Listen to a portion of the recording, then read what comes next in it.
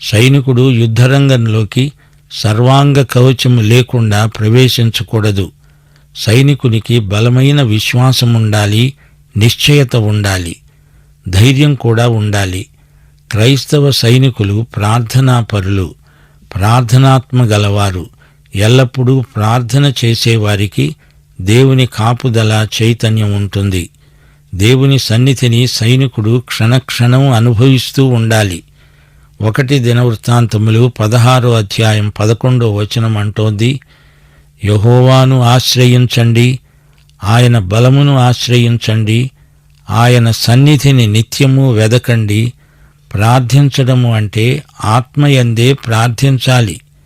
పరిశుద్ధాత్మ ప్రేరితమైన ప్రార్థన బహుబలము గలది. సజీవుడైన సత్య దేవుని ఆత్మ పరిశుద్ధాత్మ.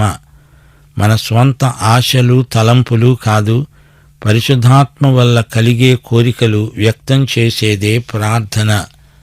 రోమాపత్రిక 8వ అధ్యాయం 26, 27 వచనాలు.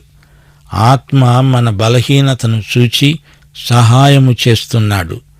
మనము యుక్తముగా ఎలా ప్రార్థన చేయాలో మనకు తెలియదు గాని ఉచ్చరింప శక్యము కాని మూలుగులతో ఆ ఆత్మ తానే మన పక్షముగా విజ్ఞాపన చేస్తున్నాడు.